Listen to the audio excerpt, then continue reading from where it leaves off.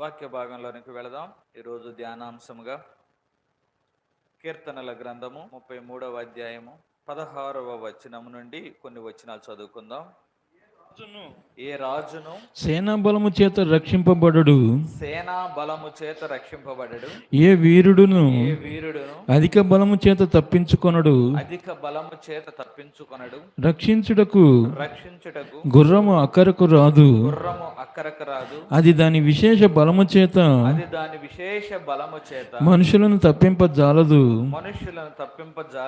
వారి ప్రాణమును మరణం నుండి తప్పించుటకును, కరవులో వారిని సజీవులుగా కాపాడుటకును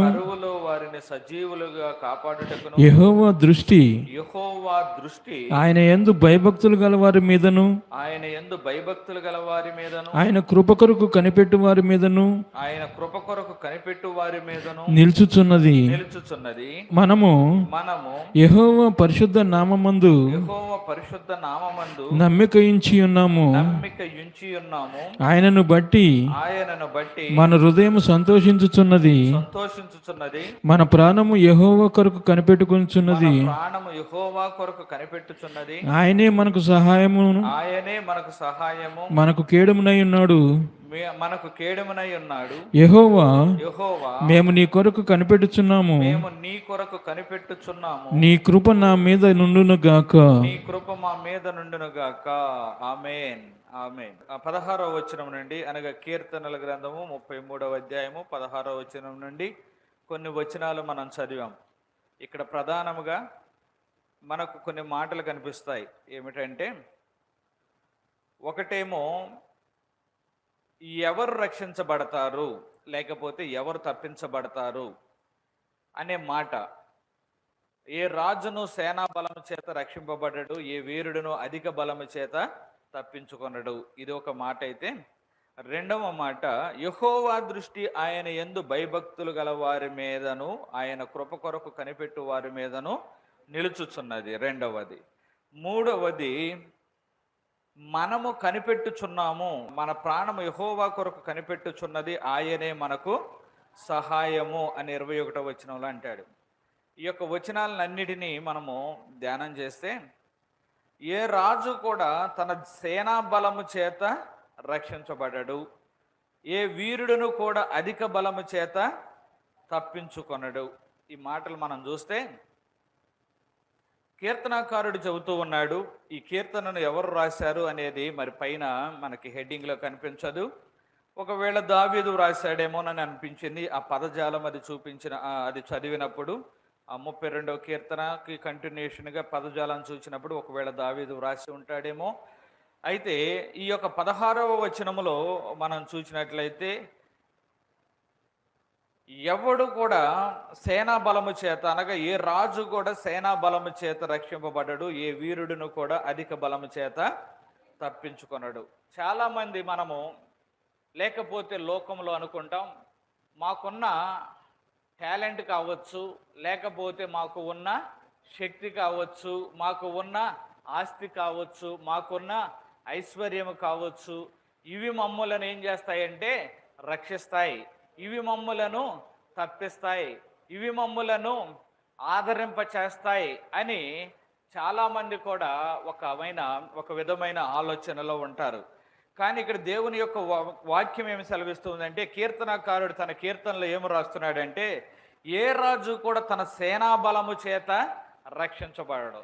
తన సేనను చూసుకొని, ఇదిగో ఈ సేన ఇన్ని లక్షల మంది ఇన్ని లక్షల మంది సైనికులు, ఇంత బలము నాకు ఉన్నది కదా, ఈ బలము లేకపోతే ఈ సైనికులు అందరూ కూడా నన్ను రక్షిస్తారు, వీళ్ళందరూ కూడా నన్ను విడిపిస్తారు అని అనుకున్నట్లయితే అదేమంటున్నాడంటే భక్తుడు, అది సాధ్యము కాదు, అది ఒక భ్రమ మాత్రమే. ఎవరు రక్షించగలరు, ఎవరు విడిపించగలరు అంటే, ఇదిగో యెహోవా మీద ఎవరైతే దృష్టి నిలుపుతారో, ఎవరైతే యెహోవా మీద ఆశ పెట్టుకొని ఉంటారో, అక్కడ అంటాడు కదా, ఎవడైతే దృష్టి నిలుపుకొని ఉంటారో, దృష్టి నిలుపుకున్న వారిని యెహోవా రక్షించును అనే మాట మనకు కనిపిస్తుంది. ఏమంటే, వారి ప్రాణమును మరణము నుండి తప్పించుటకును, కరువులో వారిని సజీవులుగా కాపాడుటకును యెహోవా దృష్టి ఆయన యందు భయభక్తులు గల వారి మీద, ఆయన కృప కొరకు కనిపెట్టు వారి మీద నిలుచుచున్నది. ఎవరి దృష్టి? యెహోవా దృష్టి. దేవుని యొక్క దృష్టి ఆయన యందు భయభక్తులు గల వారి మీద నిలుచుచూ ఉన్నది. ఆయన కృప కొరకు కనిపెట్టు వారి మీద నిలుచుచూ ఉన్నది.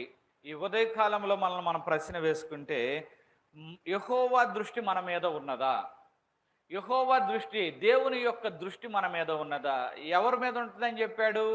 ఆయన యందు భయభక్తులు గల వారి మీద ఆయన యొక్క దృష్టి ఉంటుంది. అనగా వాళ్ళు ఎంత చిన్నవాళ్ళైనా, అనగా బలము లేని వాళ్ళు కావచ్చు, లేకపోతే చేతకాని వాళ్ళము, చిన్నవాళ్ళము, బలహీనులమని అనుకోవచ్చు. కానీ దేవుని యొక్క కన్ను ఎవరి మీద ఉందంటే వాళ్ళ మీదే ఉన్నది. ఎందుకంటే వాళ్ళు యెహోవా కొరకు కనిపెట్టుకొని ఉంటున్నారు. ఆయన యందు భయభక్తులు కలిగి ఉంటున్నారు. కాబట్టి వారి మీద దేవుని యొక్క కనుదృష్టి ఎప్పుడు కూడా నిలవబడి ఉంటుంది. హల్లెలూయా. సంవత్సరాది నుండి సంవత్సరాంతము వరకు కూడా దేవుని యొక్క కనుదృష్టి ఆ యొక్క దేశము మీద ఉన్నట్లు, ఆ కుటుంబముల మీద కూడా, లేకపోతే మన యొక్క వ్యక్తిగత జీవితముల మీద కూడా యెహోవా యందు భయభక్తులు కలిగి ఉన్నప్పుడు, ఆయన కృప కొరకు కనిపెట్టినప్పుడు ఆయన యొక్క దృష్టి మన మీద ఉంటుందట. హల్లెలూయా. దేవుని యొక్క దృష్టి మనకు మేలు చేయాలి. కొన్ని సందర్భాల్లో దేవుని దృష్టి ఉగ్రత కూడా తీసుకురావచ్చు. అనగా నా ఉద్దేశం ఏంటంటే, దేవుని దృష్టిలో సరి అయిన కార్యాలు చేయకపోతే, దేవునికి అసహ్యంగా కనిపిస్తే, దేవుని దృష్టి మనకేం చేస్తుంది? ఉగ్రతను తీసుకొని వస్తుంది. కానీ ఆయన యందు భయభక్తులు నిలిపి, భయము, భక్తి. భయం ఏంటి? నేను ఈ తప్పు చేస్తే దేవుడు నన్ను శిక్షిస్తాడేమో, నేను ఈ పాపం చేస్తే దేవుడు నన్ను అసహించుకుంటాడేమో, నేను ఈ పొరపాటు చేస్తే దేవుడు నన్ను ఇష్టపడడేమో. ఈ రోజున మనుషులు ఇష్టపడితే చాలు, లేకపోతే మనుషులు మెచ్చుకుంటే చాలు అన్నట్లు ఉంటున్నారు. కానీ మనుషుల మెప్పు కానీ, మనుషుల ఇష్టాలు కానీ మనల్ని ఎప్పుడు పైకి తీసుకురాదు. వాళ్ళ యొక్క మెప్పులు కానీ, వాళ్ళ ఇష్టాలు కానీ మనలను ఉన్నతమైన స్థాయికి తీసుకొని వెళ్ళదు. ఎవరి యొక్క కృప మనలను ఉన్నతమైన స్థాయికి తీసుకొని వెళుతుంది అంటే, లేకపోతే మనకు శాంతిని, సమాధానాన్ని దయచేస్తుంది అంటే, దేవుని యొక్క కృప, దేవుని యొక్క కనుదృష్టి, తన యొక్క ప్రేమ, వాత్సల్యములు, దయ, జాలి మాత్రమే మనలను ఉన్నత స్థితిలో నిలుపుతాయి. హల్లెలూయా. కనుక మనం అందరం కూడా యెహోవా యందు భయభక్తులు కలిగి ఉండాలి. దేవుని యందు భయభక్తులు కలిగి ఉండాలి. భయం ఉండాలట. ఈ రోజున భయం ఉంటే భక్తి ఉండట్లా, భక్తి ఉంటే భయం ఉండట్లా. అవునా కాదా? చూడండి, అంటే ఏంటయ్యా ఆ తేడా ఏంటి? భయం ఉంది దేవుడంటే, కానీ భక్తి చేయటానికి ఆ పని వచ్చి పడుతుందండి, ఈ పని వచ్చి పడుతుందండి, ఆ పని ఉందండి, ఈ పని ఉందండి. భయమే దేవుడంటే. భయమే. అమ్మో, దేవుని దృష్టిలో చాలా జాగ్రత్తగా ఉండాలని భయమే. కానీ ఏమిటంటే, ఇదిగోండి, భక్తి తగ్గిపోతుంది. కొంతమంది ఏమో భక్తి హెచ్చుగా చేసేవాళ్ళు ఉన్నారు. ఎప్పుడు చూసినా దేవుని సన్నిధానంలో ప్రార్థిస్తూనూ మొరపెడుతూనే ఉన్నారు. కానీ భయం ఉండట్లా. ఏమిటంటే, ఈ తప్పు చేస్తే దేవుడు నన్ను చూస్తాడేమో, ఈ పొరపాటు చేస్తే దేవుడు నన్ను చూస్తాడేమో, ఈ తప్పు చేస్తే దేవుడు నన్ను శిక్షిస్తాడేమో, ఇష్టపడడేమో అన్న ఆలోచన ఉన్నట్లా. అనగా కొంతమందికి ఏమో భక్తి ఉంటే భయం ఉండట్లా, కొంతమందికి ఏమో భయం ఉంటే భక్తి ఉండట్లా. వాస్తవమే. అందుకనే ఆ రెండు పదాలను కూడా భక్తులు అనేక సందర్భాల్లో ఉపయోగించారు, భయభక్తులు అనే మాట. సరే, ఇక్కడ చూస్తే యెహోవా యందు భయభక్తులు గల వారిని ఆయన ఎప్పుడు కూడా విడిపిస్తూనే ఉంటాడు. ఈ రోజున ఒక రెండు సందర్భాలను త్వరగా మనం చూద్దాం. ఆ రెండు సందర్భాల్లో కూడా దేవుని యందు భయభక్తులు అనేవి, దేవుని యందు ఆయన కృప కొరకు కనిపెట్టడం అనేది ఎంత శ్రేష్టమైనదో ఆ రెండు సందర్భాలలో మనం చూద్దాం. మొదటి సందర్భము రాజులను గురించి మాట్లాడుతున్నాడు కాబట్టి నిర్గమాకాండము 14వ అధ్యాయము 21వ వచనం నుండి కొన్ని వచనాలు చదువుదాం రండి. నిర్గమాకాండము 14వ అధ్యాయము. మోషే సముద్రము వైపు తన చేయి చాపగా యెహోవా ఆ రాత్రి అంతయు బలమైన తూర్పు గాలి చేత సముద్రమును తొలగించి దానిని ఆరిన నేలగా చేశాను. నీళ్లు విభజింపబడగా ఇజ్రాయేలీలు సముద్రము మధ్యను ఆరిన నేల మీద నడిచిపోయిరి. ఆ నీళ్లు వారి కుడి ఎడమ ప్రక్కలను వారికి గోడవలే నుండెను. ఐగుప్తీయులు ఫరో గుర్రములను, రథములను, రౌతులను వారిని తరిమి చేరిరి. అయితే వేకువ జామున మేఘమయమైన స్తంభము నుండి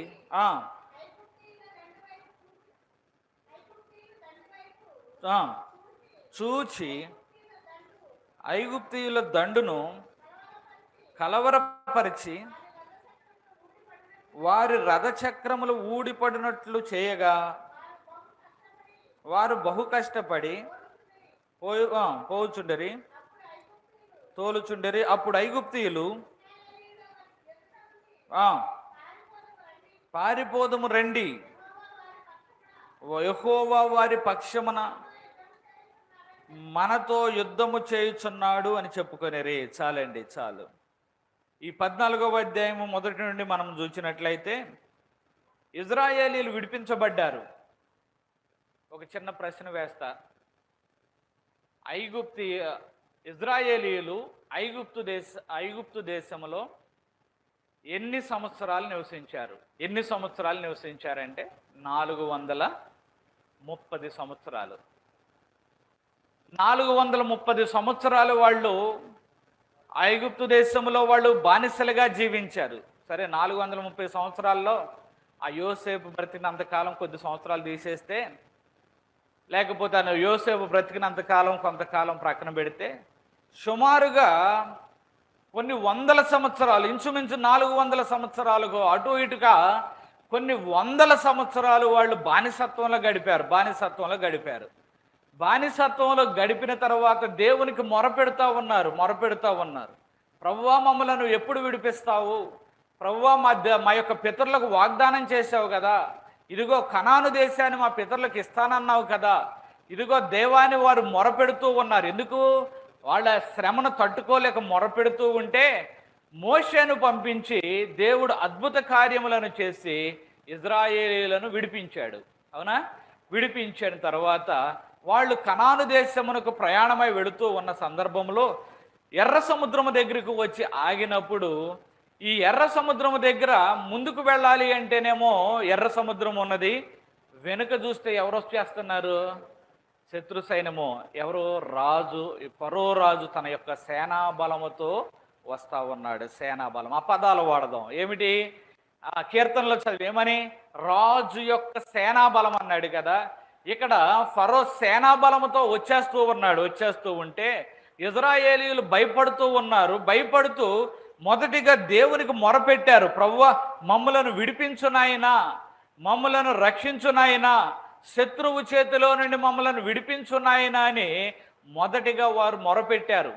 కానీ కొద్దిగా ఆలస్యం అయ్యేసరికి, లేకపోతే వాళ్ళు అనుకున్నది వెంటనే జరగకపోయేటప్పటికి అదే ఇజ్రాయేలీలు ఏం చేశారంటే సణుగు కొనడం మొదలుపెట్టారు, లేకపోతే గొనగడం మొదలుపెట్టారు.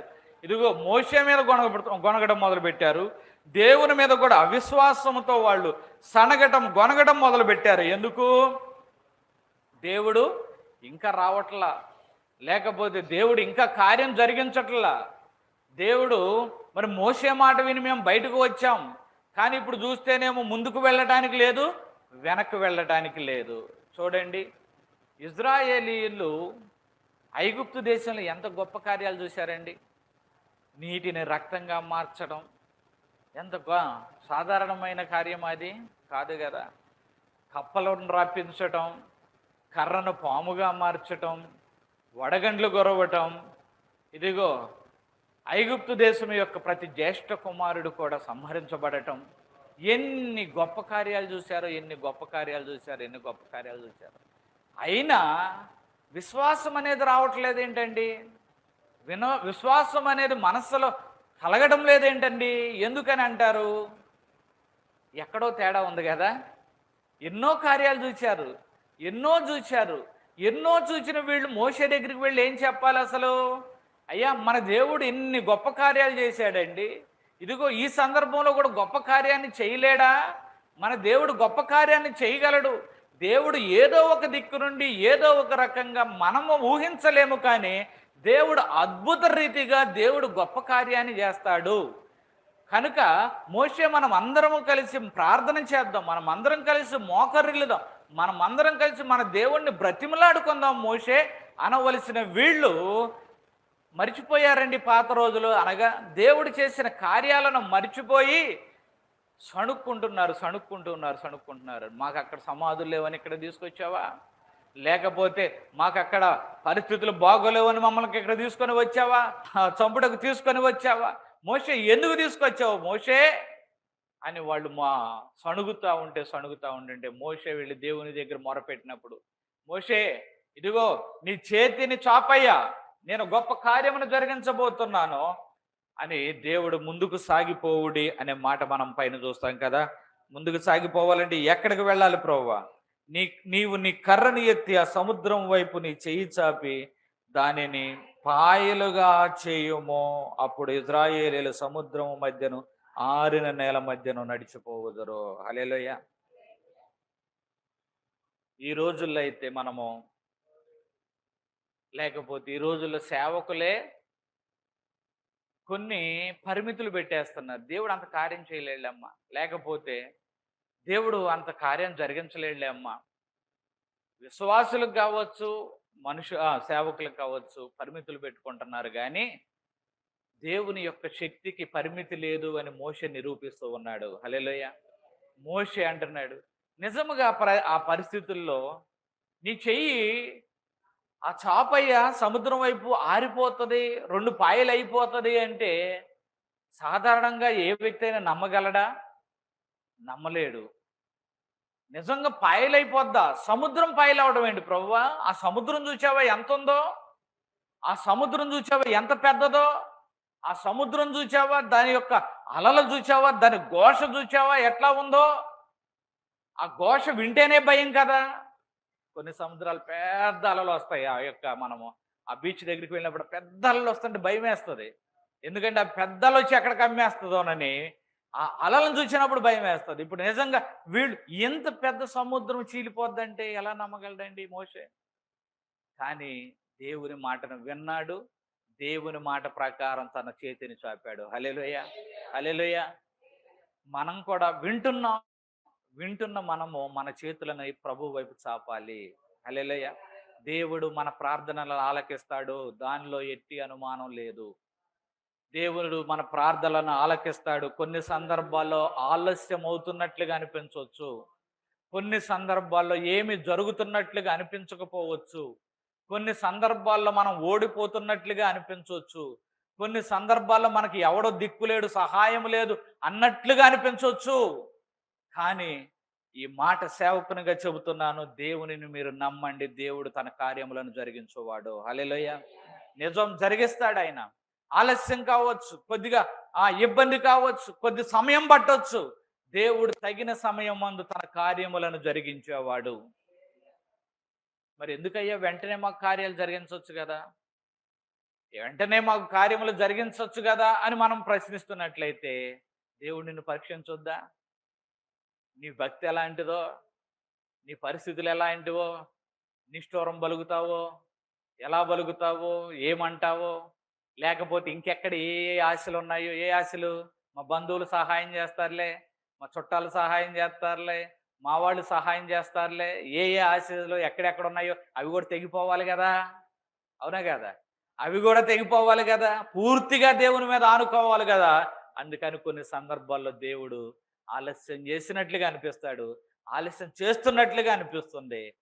మనము ఏ సహాయము దొరకనప్పుడు సంపూర్ణంగా దేవుని మీద ఎప్పుడైతే ఆనుకుంటామో, ఆధారపడతామో, దేవుడు తప్పనిసరిగా కార్యమును జరిగించేవాడు. హల్లెలూయా. మోషే కూడా కర్రను చాపాడండి, అది అంత సామాన్యమైన విషయం కాదు. కానీ విశ్వాసములో నుండి తన చేతిని చాపాడు. ఈ ఉదయకాలంలో విశ్వాసములో నీ చేతిని కూడా ప్రభు వైపు చాపు. ఇదిగో మనుష్యులు నమ్మదగినట్లుగా లేకపోవచ్చు, లేకపోతే మనుష్యులు నమ్మేటట్లుగా నీకు అనిపించకపోవచ్చు, కానీ దేవుడు అద్భుత కార్యములను జరిగించువాడు. అద్భుత కార్యములను జరిగించి నీ యొక్క తలను ఎత్తువాడు ఆయన. హల్లెలూయా. మోషే కూడా చేతిని చాపినప్పుడు దేవుడు తూర్పు గాలి చేత ఆ రాత్రంతా కూడా ఆ సముద్రమును పాయలుగా చేశాడు. హల్లెలూయా. గోడలుగా నిలబడిపోయిందట. ఏమిటి? ఇటువైపు నీరు, ఇటువైపు నీరు గోడలుగా నిలవబడిపోయినప్పుడు వీళ్ళు ఇజ్రాయేలీలు చక్కగా ఆరిన నేల నడుచుకుంటూ వెళ్ళిపోతున్నారు. హల్లెలూయా. అప్పుడు ఐగుప్తు సేనలు కూడా, రాజు యొక్క సేనలు, ఫరో యొక్క సేనలు కూడా చూచి మనం కూడా వెళదాం రండి, వాళ్ళను వెంబడిద్దాం రండి అని చెప్పి వాళ్ళు కూడా ఆ సముద్రము మధ్యలోకి వస్తూ ఉన్నారు. ఆ సముద్రము మధ్యలోకి వస్తూ ఉన్నప్పుడు ఆ యొక్క వేకువజామున యెహోవా ఆ అగ్ని మేఘమయమైన స్తంభము నుండి ఐగుప్తీయుల దండు వైపు చూచి ఐగుప్తీయుల దండును కలవరపరిచి వారి రథచక్రములు ఊడిపడినట్లు చేయగా వారు బహు కష్టపడి తోలుచూ ఉండేరి. ఇక్కడ మీతో ఇందాక ఒక మాట చెప్పా. దేవుడు చూచేటప్పుడు ప్రేమతో దయతో చూస్తున్నాడా, కోపంగా చూస్తున్నాడా? ఇక్కడ ఐగుప్తీయులను చూడండి. ఐగుప్తీయుల దండు వైపు చూచి అనే మాట ఉందా? దేవుడు చూస్తున్నాడు. ఎవరి వైపు చూస్తున్నాడు? ఐగుప్తీయుల వైపు చూస్తున్నాడు. ఇద్దరు వైపు చూస్తున్నాడు. ఇజ్రాయేలీల వైపు చూస్తూ ఉన్నాడు, రెండవది ఐగుప్తీయుల వైపు కూడా చూస్తూ ఉన్నాడు. ఇజ్రాయేలీల వైపు చూచి ఇజ్రాయేలీయులకు దేవుడు గొప్ప కార్యమును జరిగించి ఎర్ర సముద్రమును చీల్చి ఎర్ర సముద్రము మధ్యలో నుండి వాళ్ళు నడుచుకుంటూ వెళుతుంటే ఐగుప్తీయుల దండును కూడా చూస్తున్నాడు దేవుడు. ఐగుప్తీయుల దండును చూచి వారికి కలవరాన్ని కలగజేశాడు. ఎందుకు? వారి యొక్క పనులు దేవునికి అనుగుణంగా లేవు. వారి యొక్క క్రియలు దేవునికి ఇష్టమైనవిగా లేవు. వారి యొక్క క్రియలు దేవుణ్ణి గ్రహించేవిగా లేవు. గ్రహించాలి కదా. అంటే మరి ఐగుప్తు దేశంలో అన్ని అద్భుత కార్యాలు జరిగినప్పుడు బుద్ధితో కొద్దిగా ఆలోచించాలి కదా. వీరేమిటి, వీరి దేవుని గురించి చెబుతున్నప్పుడు గొప్ప గొప్ప కార్యాలు జరిగిపోతున్నాయి, గొప్ప గొప్ప కార్యములు జరుగుతూ ఉన్నాయి అని చెప్పి వారు కూడా ఆలోచన చేయాలి. మరి ఆ దేవుని నమ్మాలి కదా. నమ్మకోకుండా మూర్ఖత్వంగా వాళ్ళు ఏం చేస్తున్నారంటే దేవుని మీద తిరుగుబాటు చేసి వాళ్ళు ఆ యొక్క ఎర్ర సముద్రంలోనికి వాళ్ళు కూడా ప్రవేశించారు. ఎప్పుడైతే వాళ్ళు తిరుగుబాటు చేస్తూ ఉన్నారో, లేకపోతే ఎప్పుడైతే దేవుని మీద యుద్ధం చేయాలని ప్రయత్నిస్తూ ఉన్నారో, అప్పుడు దేవుని యొక్క కనుదృష్టి వారి మీద కనిపిస్తూ ఉన్నది. ఆ కనుదృష్టి వారి మీద కనిపించినప్పుడు అదేం చేస్తుందట? వారిని హృదయములను కలవరపరుస్తుంది. అప్పుడు కష్టపడి తోలుచు ఉండగా ఐగుప్తీయులు అనుకుంటున్నాడు, ఇజ్రాయేలీయుల ఎదుటి నుండి పారిపోదాం రండి, యెహోవా వారి పక్షమున మనతో యుద్ధము చేయుచున్నాడు. ఎవరు యుద్ధం చేయుచున్నారు? యెహోవా యుద్ధం చేయుచున్నాడు. హల్లెలూయా. అందరం ఒకసారి హల్లెలూయా చేద్దామా? హల్లెలూయా, హల్లెలూయా, హల్లెలూయా. యెహోవా యుద్ధం చేయుచున్నాడు. అన్యులు చెప్పుకుంటున్నారు. ఏమని చెప్పుకుంటున్నారు ఐగుప్తీయులు? యెహోవా వారి పక్షమున మనతో యుద్ధము చేయుచున్నాడయ్యా, కనుక మనము ఓడిపోవచ్చున్నాము, లేక మన యొక్క కలవరానికి లోనవుతూ ఉన్నాము. ఎందుకు లోనవుతున్నాము? ఇక కష్టాలు పడుతూ ఉన్నాము, తోలలేకపోతున్నాము రథాలను. ఎవరు యుద్ధం చేస్తున్నారట? యెహోవా మనతో యుద్ధం చేయుచున్నాడు. హల్లెలూయా, హల్లెలూయా. మరికొద్దిగా ముందుకు వెళితే మోషే తన యొక్క చేతిని మరలా చాపినప్పుడు ఆ సముద్రం ఏమైపోయింది? మరలా కలిసిపుకొని మధ్యలో ఆ యొక్క ఐగుప్తు సేనలన్నీ కూడా మునిగిపోయినాయి, నాశనమైపోయాయి. ఇప్పుడు ఇందాక మనం మొదటగా ఒక విషయాన్ని చదువుకుని ఏమని? ఏ రాజు తన సేనా బలము చేత రక్షించబడ్డాడు, ఏ వీరుడు కూడా తన అధిక బలము చేత విడిపించబడ్డాడు అనే మాటలను మనం చదువుకున్నాం కదా. ఈ సందర్భాన్ని చూస్తే సేనాబలము ఎవరిది? ఫరో యొక్క సేనాబలం రక్షించబడ్డాడా? ఫరో యొక్క సేనాబలము చేత విడిపించబడ్డాడా? ఫరో సేనలో యుద్ధము వచ్చిన వాళ్ళు, లేకపోతే బలమైన యుద్ధము చేయగలిగిన వాళ్ళు, వీరులు, శూరులు ఎంతమంది ఉన్నారో కదా, వారి యొక్క బలము కానీ వారి యొక్క సేనా బలము కానీ వారి యొక్క గుర్రముల బలము కానీ వారిని విడిపించగలిగాయా? విడిపించలేకపోయాయి. బలహీనులైన ఇజ్రాయేలీలు మాత్రము చక్కగా ఆ యొక్క ఎర్ర సముద్రములో నుండి నడుచుకుంటూ వెళ్ళిపోయారు. హల్లెలూయా. అనగా చూడండి, ఇక్కడ వీరిద్దరిని కూడా మనం పోల్చి చూస్తే, ఇదిగో ఎంతో బలము కలిగిన, సేనా బలము కలిగిన ఫరో తన బలము చేత జయించలేకపోయాడు. కానీ ఏ బలము లేని, ఏ సేనలు లేని, ఏ గుర్రములు లేని, ఏ యొక్క రౌతులు లేని, ఏ యొక్క రథములు లేని ఇజ్రాయేలీలు మాత్రం దేవుని వైపు చూచినప్పుడు, ఆయన దృష్టి వారి మీద ఉంచినప్పుడు, ఆయన దృష్టి వారి మీద ఉండుట వలన వారు చక్కగా ఎన్నడను కని విని ఎరుగున అద్భుత కార్యాన్ని చూచారు వాళ్ళు. హల్లెలూయా. నీ జీవితంలో కూడా కొన్ని ఎర్ర సముద్రములాగా అడ్డగిస్తూ ఉన్నాయి. అనుకుంటున్నావు ఇంత గొప్ప కార్యము జరగడం అనేది సాధ్యము కాదు కదా, ఇంత గొప్ప కార్యము జరగడం అనేది అది అసాధ్యము కదా. ఎందుకు అనగా, ఇంతకు ముందు ఎప్పుడు ఇలాంటి కార్యము జరగలేదు కదా, ఇంతకు ముందు ఎప్పుడు మేము కని విని ఎరుగలేదు కదా, ఇలాంటి ఎప్పుడు చూడలేదు కదా, ఇంతటి కార్యం ఎలా జరుగుతుంది అని నీవు అనుకుంటున్నావేమో. నువ్వేం చేస్తున్నావంటే నీ సమస్య వైపు చూస్తున్నావు, కానీ ఎట్టి సమస్యనైనా జయించగలిగిన ప్రభువు వైపు నీ యొక్క కనుదృష్టి చూడలేకపోతున్నావు. కనుకనే ఆయన కనుదృష్టి మన మీద, మన సమస్యల నుండి విడిపించబడేటట్లుగా నిలవలేకపోతుంది. నిజమే, విశ్వాసమైన నీవు దేవుని యొక్క వాక్యాన్ని బట్టి విశ్వాసాన్ని పెంపొందించుకోవాలి, విశ్వాసాన్ని బలపరచుకోవాలి, విశ్వాసాన్ని నీవు ఇదిగో ద్విగుణీకృతం చేసుకోవాలి, అనగా డబల్ చేసుకోవాలి. ఎందుకో తెలుసా? దేవుని యొక్క వాక్యమును చదువువారు విశ్వాసంతో నింపబడతారు. విశ్వాసంతో నింపబడితే దేవుని యొక్క గొప్ప కార్యములను నీవు చూస్తావు. హల్లెలూయా. విశ్వాసం కలగాలంటే దేవుని యొక్క మాట వినాలి, దేవుని యొక్క వాక్కు వినాలి, దేవుని యొక్క వాక్కును చదవాలి, ధ్యానించాలి. దేవుడు చేసిన కార్యములను నీవు ధ్యానం చేయాలి. దేవుని యొక్క కార్యములను నీవు మరి తరచి చూడాలి, వాటిని పరిశీలించి చూడాలి. చూచినప్పుడు దేవుడు నీకును విశ్వాసాన్ని దయచేస్తాడు. హల్లెలూయా. కనుక మనమందరం కూడా ఎవరి మీద దృష్టి ఉంచాలట? ఎవరి యందు భయభక్తులు కలిగి ఉండాలట? దేవుని యందు, యెహోవా యందు భయభక్తులు కలిగి ఉండాలి. ఆయన కృప కొరకు కనిపెట్టుకొని ఉండాలి. హల్లెలూయా. కొన్ని సందర్భాల్లో ఆయన కృప కొరకు కనిపెట్టేటప్పుడు మనకు తొందరలు కూడా కలుగుతాయి. తొందరలు అనగా మనుషులో నుండి సొంత ఆలోచనలు బయలుదేరతాయి. వాళ్ళు సహాయం చేస్తారా, వీడు సహాయం చేస్తారా, లేకపోతే నేనే ఏదైనా చేయనా, ఇలాంటి కొన్ని తలంపులను, ఊహలను సాతాను పెడతాడు. కానీ ఇదిగో దేవుని మీద ఆనుకొని ముందుకు కొనసాగినట్లయితే దేవుడు గొప్ప కార్యాలను చేస్తాడు. నేను చాలా సందర్భాలు గమనించాను. మనం ఒకటే చేయాలి, ఎప్పుడు కూడా మనం ఒకటే చేయాలి. దేవుని సన్నిధానంలో కూర్చొని మనస్సును నిగ్రహపరుచుకొని నెమ్మదైన మనసుతో మన సమస్యను ఆయన చేతికి అప్పగించాలి. మనం ప్రార్థన కూర్చునేటప్పుడు కూడా మన సమస్యలు గుర్తొచ్చి మన మనస్సు ఏకాగ్రత కుదరదు. కొన్ని సందర్భాల్లో మనం ప్రార్థన చేస్తుంటే సమస్యలు గుర్తొస్తూ ఉంటాయి. మనం ప్రార్థన చేస్తూ ఉంటే ఈ సమస్యల గుర్తొచ్చి ఎవరన్నా సహాయం చేస్తారేమో అవే గుర్తుకు వస్తాయి.